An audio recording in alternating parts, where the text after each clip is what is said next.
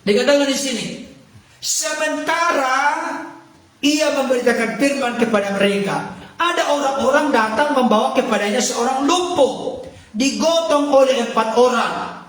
Ini luar biasa Bapak Ibu Saudara ya. Ada 4 orang menggotong seorang lumpuh.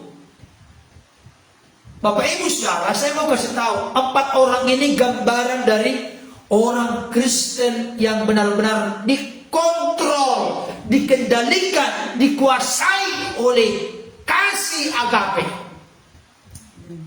Tidak dikasih tahu di sini siapa 4 orang ini. Tapi paling tidak kita memprediksi, memperkirakan adalah sahabat teman sejatinya. Sahabat teman sejati adalah orang yang peduli dengan kita dikala kita mengalami kesukaran dan kesulitan. Bayangkan orang lumpuh, orang yang tidak berdaya. Barangkali orang lumpuh ini tahu di mana Yesus berada, tapi dia tidak punya daya, tidak punya kemampuan untuk datang berjumpa, bertemu dengan Yesus, karena dia tidak bisa berjalan.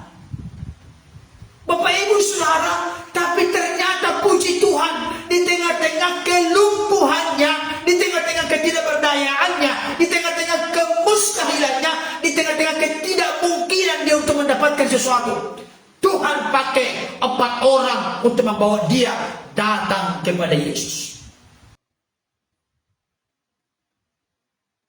Saya mau kasih tahu, warna hidup kita yang rindu mengalami keajaiban Tuhan, perbuatan Tuhan yang lebih luas, lebih indah, lebih dahsyat, lebih dalam, lebih luar biasa lagi. Saya mau sampaikan saat ini kepada kita, milikilah kasih yang tulus seperti 4 orang ini. Apa yang terjadi berikutnya? Tetapi mereka tidak dapat membawanya kepadanya, karena orang banyak itu. Perhatikan, mereka yang 4 orang ini tidak dapat membawa orang lumpuh itu kepada Yesus, karena orang banyak. Dengarkan baik, ketika kita sudah punya niat yang tulus, kemurnian, kesungguhan, keikhlasan untuk menolong sesama kita, bukan berarti semuanya berjalan seperti semula membalik tangan. Ada tantangan, ada kesukaran, ada kesulitan, ada hambatan, ada rintangan. Ini yang terjadi dengan ke-4 orang ini. Seringkali kita berkata kepada Tuhan, Tuhan, aku sudah tulus, aku mengasihi dia, aku begini dan begitu, tapi kok begini, kok sukar, kok sulit, kok susah banget Tuhan. Seringkali kita menjadi kendor, menjadi putus asa, menjadi kalah dan menyerah. Saudara dikasih Tuhan, tapi saya melihat ke-4 orang ini, yang mana hati mereka dibakar oleh kasih Kristus, dikuasai oleh kasih Kristus, sehingga mereka sekalipun ada tantangan, mereka tidak mundur seinci pun, sejengkal pun. Mereka tidak berkata begini, hai kawan, orang lumpuh, ya sampai seginilah yang bisa kami lakukan. Kami mencintai, mengasihimu kawan, tapi apa boleh buat, kami terbatas. Ini banyak orang di depan pintu, penuh sesak, dan kami sudah berjuang. Kamu lihat gak tadi, kami ngos-ngosan memikul kamu tadi di sepanjang jalan. Enggak dikasih tahu jaraknya berapa jauh ini.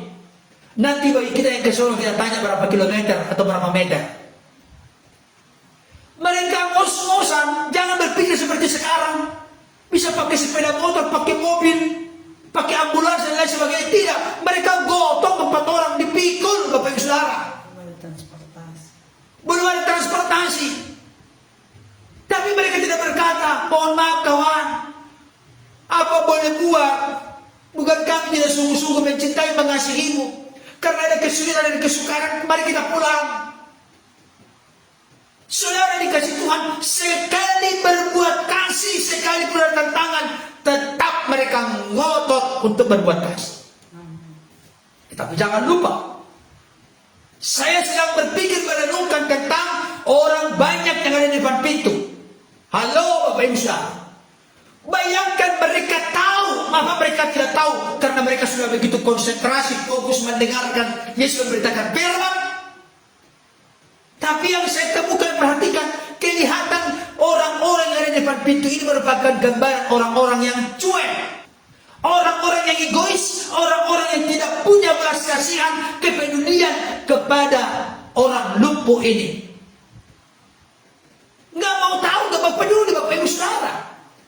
Saya mau kasih tahu ada banyak model orang-orang seperti ini sekarang. Dan saya berdoa Bapak Ibu Saudara yang bergabung saat ini, jangan seperti model orang-orang yang ada di depan pintu rumah ini. Aturan mereka menyisi dong, ada yang butuh pertolongan, ada yang butuh belas kasihan Yesus. Yang lebih prioritas untuk didukung, ditolong, disupport. Tapi mereka tidak bergemi Bapak Ibu Saudara. Jangan hidup kita seperti orang-orang di depan pintu ini. Gak mau tahu, cuma gak mau peduli Bapak Ibu Saudara. Rasul Paulus dalam mengingatkan dalam 2 Timotius 3 ayat 1-7. Keadaan manusia pada akhir zaman. Dan ketahuilah akan datang masa-masa yang sangat sukar. Manusia akan mementingkan dirinya sendiri dan menjadi hamba uang. Mementingkan diri sendiri, bahasa lain adalah manusia akan egois, tidak mau tahu dengan orang lain, tidak mau peduli dengan orang lain. Bapak Ibu Saudara, ini mengerikan.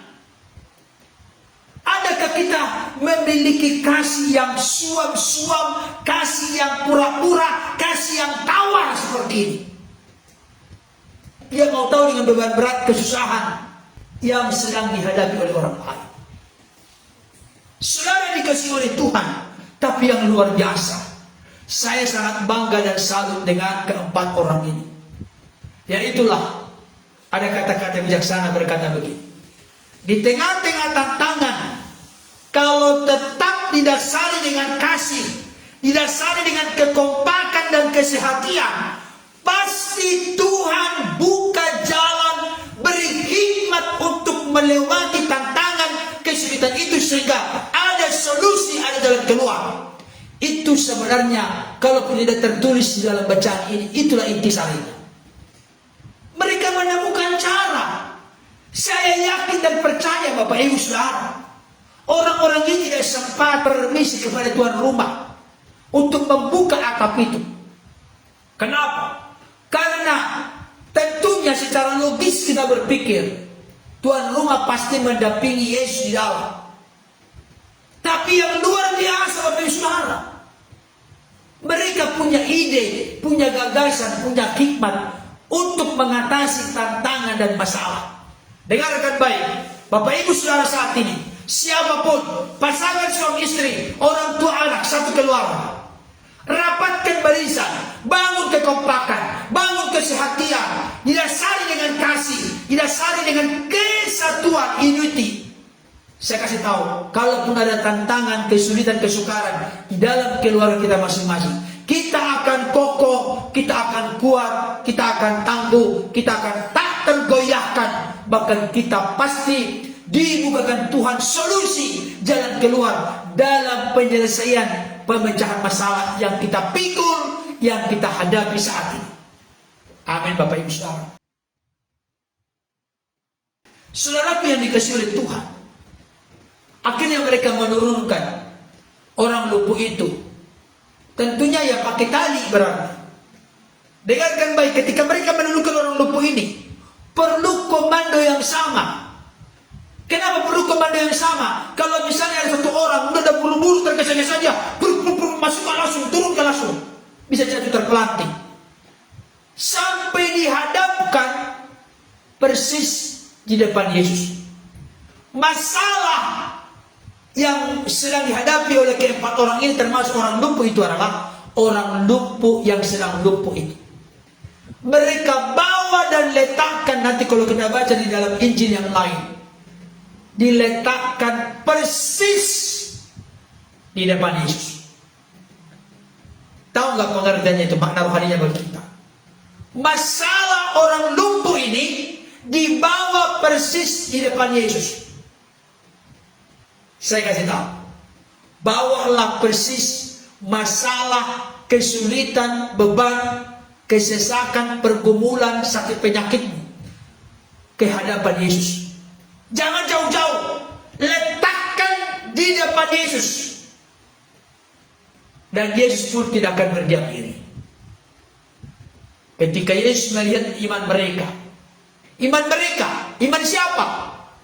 Yang tentunya tidak bisa dipisahkan dari kelima orang ini. Keempat orang ini beriman, makanya mereka bawa. Orang lumpuh ini bisa mau dia dibawa karena dia percaya. Maka selama ini barangkali dia sudah percaya tapi tidak ada yang membawa.